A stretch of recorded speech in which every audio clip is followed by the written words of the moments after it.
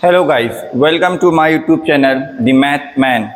और आज हम लोग क्लास 12 का चैप्टर नंबर 6 का एप्लीकेशन ऑफ डेरिवेटिव्स में एक न्यू कॉन्सेप्ट स्टार्ट करेंगे, इंक्रीजिंग और डिक्रीजिंग फंक्शन।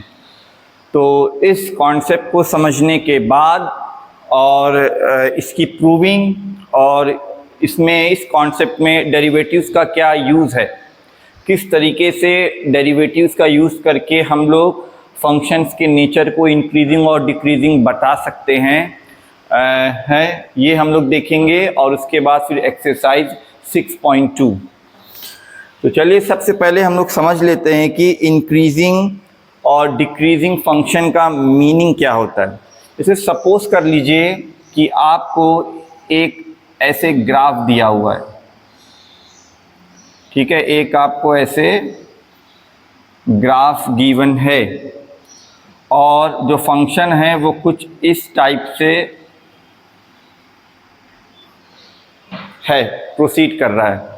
तो अगर आप यहाँ पे कंपेयर करिए किसी भी दो कोऑर्डिनेट्स को, फंक्शन पे कोई भी दो आप पॉइंट्स ले लीजिए, इसे मान लेते हैं पॉइंट ए और इसे मान लेते हैं पॉइंट बी, ठीक है। और इस पॉइंट ए का आप यहाँ पे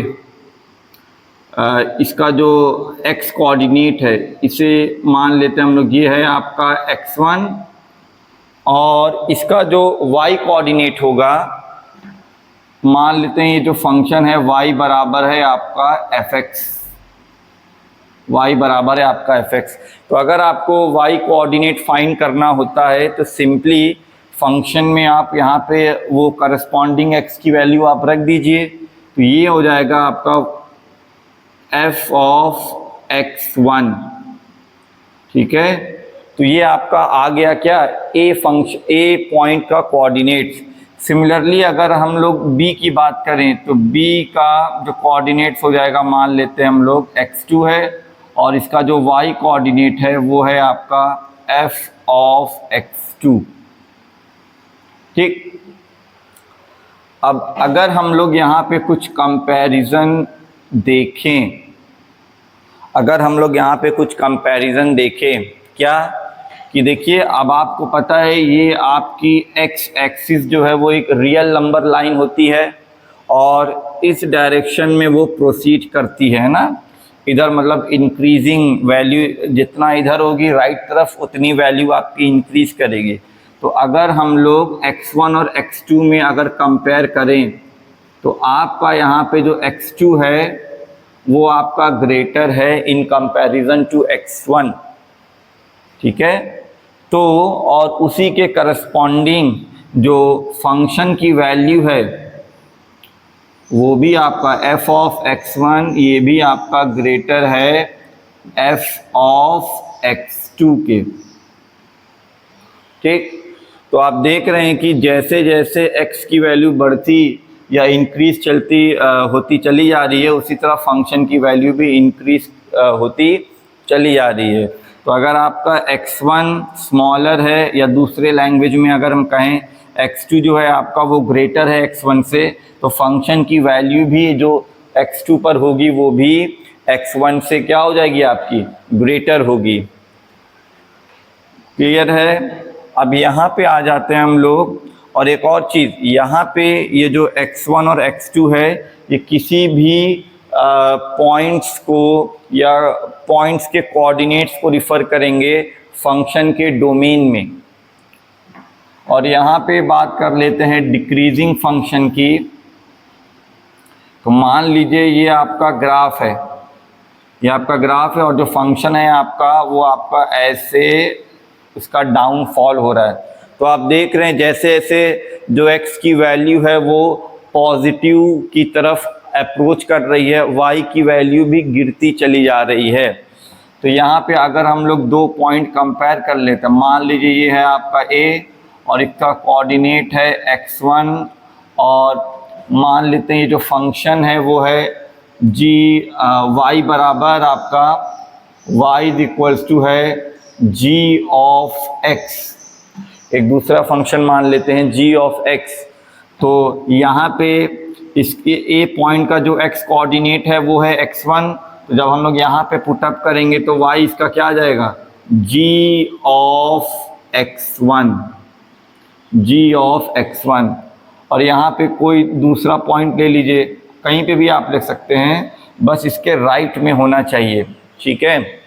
तो इसका कोऑर्डिनेट्स मान लेते हैं कि ये आपका x2 है, इसका जो x कोऑर्डिनेट है वो है x2, और इसका जो y कोऑर्डिनेट आएगा, हम लोग यहाँ पर इनपुट की जगह पे x2 पुटअप कर देंगे तो इसका y आ जाएगा g ऑफ x2, ठीक है। अगर हम लोग यहाँ पे कुछ कंपैरिजन या एनालाइज करने का ट्राई करें तो यहाँ पे क्या आ रहा है, देखिए कि x1 जो है इस बार छोटा है x2 से, क्योंकि आपका जो x2 है वो तो राइट साइड में है ना। लेकिन जब हम लोग y की वैल्यू को कंपैरिजन करने पे आ जाते हैं तो देखिए यहाँ पे जो g ऑफ x1 है ये आपका पॉजिटिव में है, पॉजिटिव y में है, और g ऑफ x2 जो है वो नीचे है। तो यहाँ पे जो इनइक्वालिटी हो जाती है ये आपका चेंज हो जाता है, तो g ऑफ x2, यहाँ पे इनइक्वालिटी सेम रहती है। अगर x की वैल्यू बढ़ती है तो फंक्शन की वैल्यू भी बढ़ती है। यहाँ पे उल्टा केस है, यहाँ पे अगर आप इनपुट को बढ़ाएंगे जितना, आपका जो आउटपुट है वो आपका उतना ही कम होता चला जाएगा ना। x की वैल्यू इंक्रीज कर रही है लेकिन y की वैल्यू तो डिक्रीज कर रही है, तो ये हो गया आपका डिक्रीजिंग फंक्शन। क्लियर है। अब इसी में थोड़ा से 4 टर्म होते हैं, जैसे कि अब यहाँ पे आप किसी भी 2 पॉइंट्स के x कोऑर्डिनेट को कंपेयर कर लीजिए, तो यहाँ पे जो आउटपुट होगा ये हमेशा का हमेशा बड़ा होगा। तो इसे बोल देते हैं, इस नेचर, इस टाइप के फंक्शन को बोलते हैं हम लोग। वर्ड को ध्यान दीजिएगा, ये आपका है स्ट्रिक्टली इंक्रीजिंग है, ये स्ट्रिक्टली इंक्रीजिंग फंक्शन, ठीक है। लेकिन अब यहाँ पे हम लोग सेकंड केस भी एक डिस्कस कर लेते हैं। सेकंड केस क्या है, थोड़ा से माइन्यूट हो सकता है कभी कभार कि x की वैल्यू तो डिफरेंट है लेकिन y की वैल्यू जो है वो उस पॉइंट पे आपका क्या हो जा रहा है, सेम हो जा रहा है। फॉर एग्जांपल कुछ मोमेंट के लिए, जैसे कि एक ग्राफ हम यहाँ पे ड्रॉ कर देते हैं। ये है, मान लीजिए आपका ग्राफ है और फंक्शन आपका ऐसे गया और कुछ समय के लिए कांस्टेंट रहा। कांस्टेंट को कैसे हम लोग इंडिकेट करेंगे, पैरेलल लाइन से, पैरेलल टू एक्स एक्सिस, और फिर आपका बढ़ गया, ठीक है। तो यहाँ पे अगर हम लोग जैसे एक पॉइंट यहाँ ले लेते हैं और ये जो पैरेलल स्ट्रेट लाइन आपको विजिबल हो रही है, तो यहाँ पे देखिए किसी भी 2 x1 और x2 को ले लेंगे तो उनमें तो ज़रूर x2 बड़ा होगा, लेकिन जो वैल्यू होगी फंक्शन की वो तो y तो आपका क्या होने वाला है, यहाँ से लेके यहाँ तक के लिए सेम होने वाला है। फिर उसके बाद y की वैल्यू बढ़ती है। तो यहाँ पे कंडीशन क्या आ जाता है कि यहाँ पे अगर हमने किसी भी पॉइंट के x को कंपैरिजन किया तो x2 अगर आपका बड़ा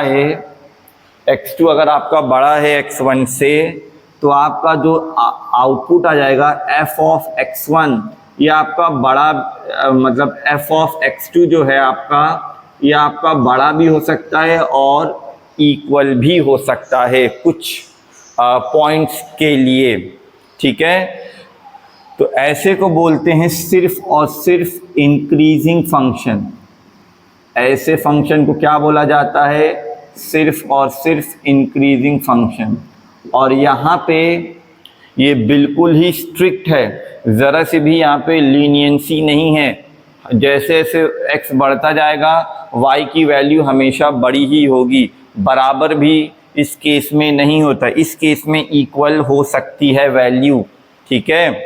तो इसको बोलते हैं इंक्रीजिंग फंक्शन। ये आपका जो है ये हो गया आपका स्ट्रिक्टली इंक्रीजिंग। और इसी फॉर्म में यहाँ पे आ जाइए। यहाँ पे जैसे जैसे फंक्शन आपका प्रोसीड कर रहा है, x की वैल्यू आपकी बढ़ती चली जा रही है, y आपका डिक्रीज होता चला जा रहा है। कहीं पे भी किसी भी दो पॉइंट में आप इक्वल वैल्यूज़ देखने को आपको नहीं मिल रही है। तो इसीलिए इस टाइप के नेचर को भी बोलते हैं स्ट्रिक्टली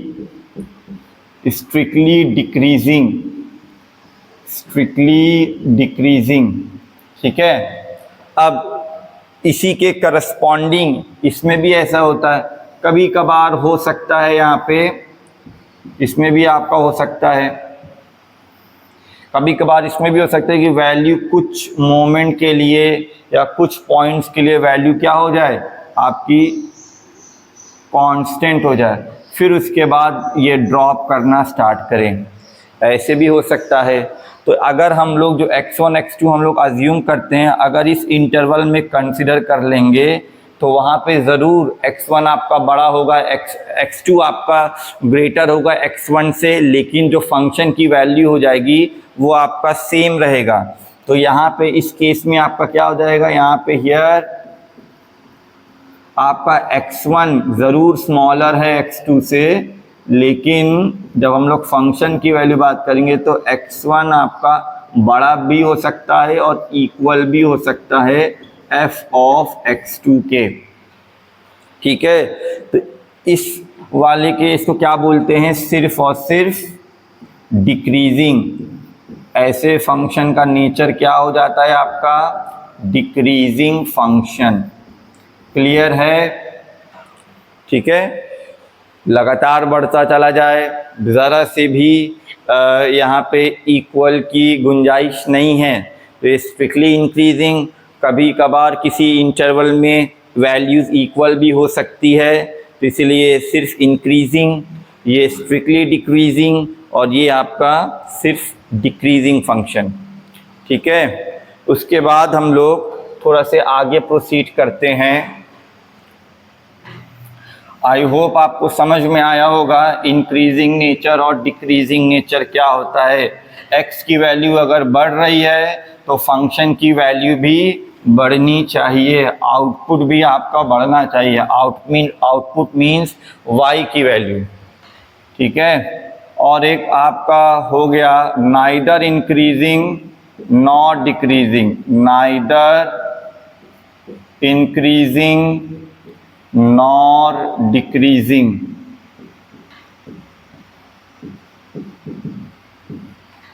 अब इसको कैसे करेंगे, अपने डोमेन में ये आपका कुछ इंटरवल के लिए इंक्रीजिंग होगा और कुछ इंटरवल के लिए डिक्रीजिंग होगा। फॉर एग्जांपल आपको अगर साइन का फंक्शन याद है या कॉस का फंक्शन याद है, ये सब कैसे, या रैंडमली कोई भी ले लीजिए ऐसे, तो क्या हो रहा है, कुछ के लिए या इंक्रीज कर रहा है, फिर उसके बाद ये डिक्रीज कर रहा है, फिर ये इंक्रीज कर रहा है।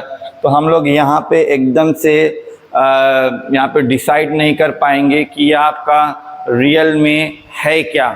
ठीक है ना। इसीलिए अपने डोमेन में जहाँ पे भी ये आपका डिफाइन है, ये आपका नाइदर इंक्रीजिंग है नॉर आपका डिक्रीजिंग है। ठीक। अब हम लोग इसी कॉन्सेप्ट को डेरिवेटिव्स के टर्म्स में भी पढ़ लेते हैं। ठीक है। तो एक थ्योरम है, उसे हम लोग डिस्कस कर लेते हैं। थ्योरम क्या है, बोला गया है कि let f x be a continuous function, be a continuous function. इसके बाद हम लोग एक्सरसाइज को स्टार्ट करेंगे 6.2। Continuous function on square bracket a से बी में ये क्या है, कॉन्टिन्यूस है। कॉन्टिन्यूस की डेफिनेशन अगर आपको नहीं याद आ रहा है तो रिकॉल करवा देते हैं। कॉन्टिन्यूस का मतलब होता है उस पॉइंट पे आपका जो लेफ़्ट हैंड लिमिट है वही आपका राइट हैंड लिमिट है, और वही आपका उस फंक्शन की जो भी वैल्यू होगी उस पॉइंट पे, वो तीनों आपस में क्या हो जाते हैं, सेम हो जाते हैं। एक तरीके का स्मूथनेस फंक्शन में आ जाता है कोई भी रैंडम चेंज या एब्रप्ट चेंज नहीं आता आपका, ठीक है ना। तो कॉन्टिन्यूस है। अब ध्यान दीजिएगा यहाँ पे स्क्वायर ब्रैकेट लगा हुआ है। स्क्वायर ब्रैकेट का मतलब ए भी आपका इन्वॉल्व है और आपका बी भी इन्वॉल्व है, ठीक है। ए और बी इन्वॉल्व है और ए बी के बीच में जितने भी रियल नंबर्स हैं वो भी आपके इन्वॉल्व है। एंड आपका डिफरेंशिएबल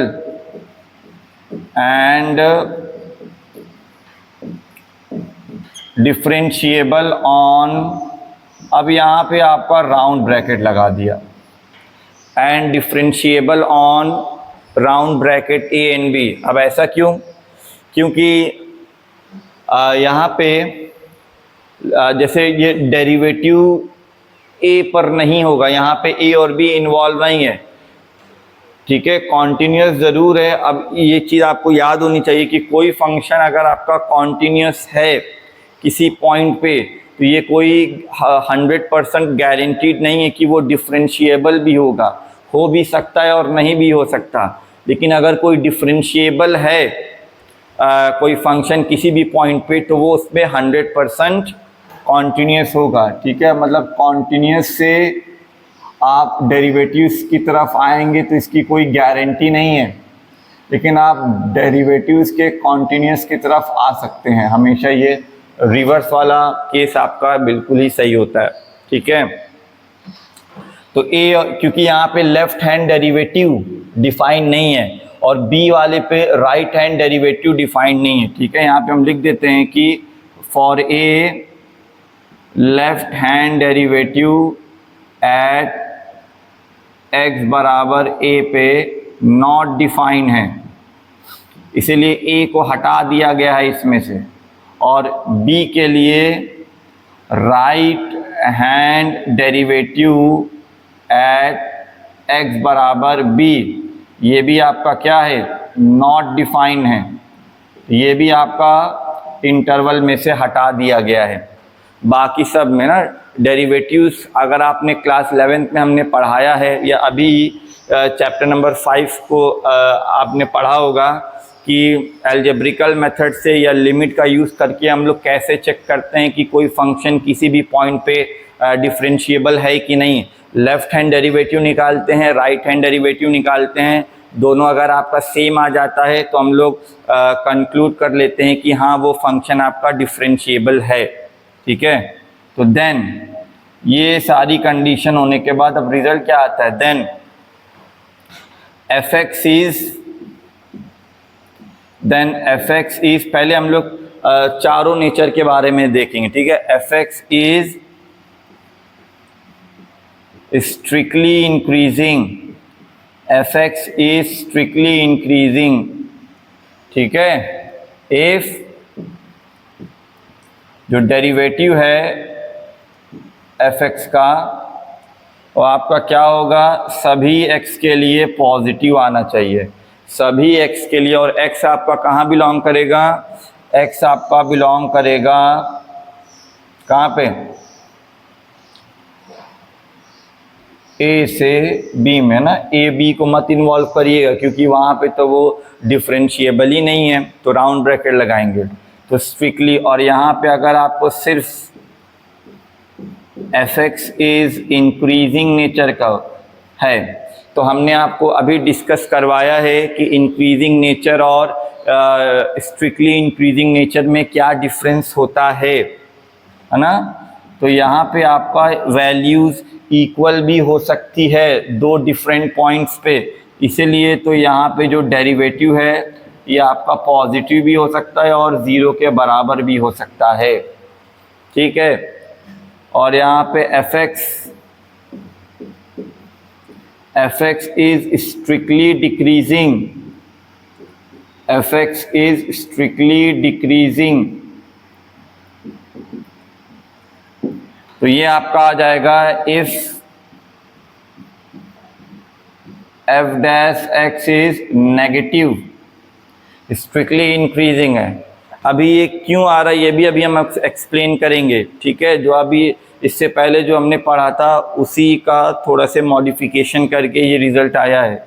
और इसके बाद एफ एक्स इज़ आपका, अगर आपका ये डिक्रीजिंग है, सिर्फ और डिक्रीजिंग में वैल्यूज़ आपकी इक्वल भी हो सकती है, याद करिए इससे पहले बताया था। तो यहाँ पे जो एफ डैश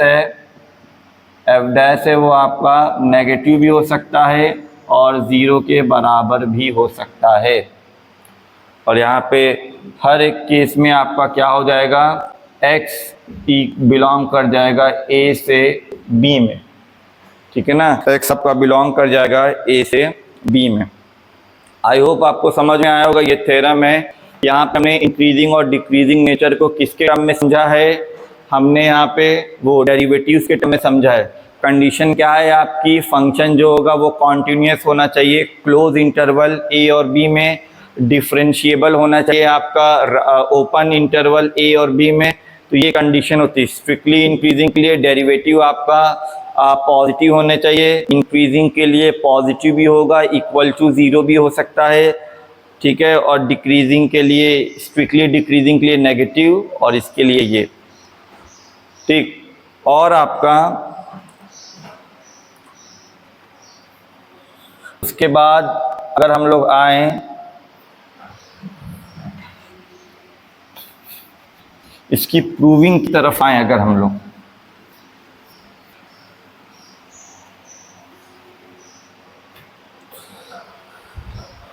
अगर मान लीजिए फंक्शन की जो वैल्यू है वो आपकी चेंज नहीं हो रही, वो कांस्टेंट है, तो किसी भी पॉइंट के लिए, तो अगर आपका fx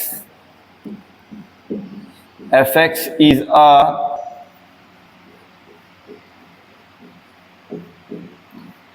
कांस्टेंट फंक्शन, अगर आपका जो fx है वो एक कांस्टेंट फंक्शन है, मींस उसकी वैल्यू आप चाहे इनपुट को जितना भी बढ़ाते या डिक्रीज करते चले जाइए, x को आप जितना भी वैरी करिए, y आपका सेम टू सेम रहने वाला। तब उस केस में पूरा का पूरा जो डेरिवेटिव होता है किसी भी पॉइंट पे, वो हमेशा क्या आ जाएगा, आपका ज़ीरो आएगा। और इसको अगर हम लोग थोड़ा से ग्राफिकल मैथ से दिखाएं तो आपका ये कुछ ऐसा विजिबल आएगा। फंक्शन की जो वैल्यू है वो आपकी क्या है, कांस्टेंट है। ये है आपका y बराबर fx। तो हर पॉइंट पे जब आप डेरिवेटिव निकालिएगा तो वो हमेशा ज़ीरो आएगा, क्योंकि उसकी जो वैल्यू है ना तो वो डिक्रीज कर रही है और ना ही आपकी इंक्रीज कर रही है। क्लियर है। चलिए इसके बाद हम लोग ये हमने जो डेरिवेटिव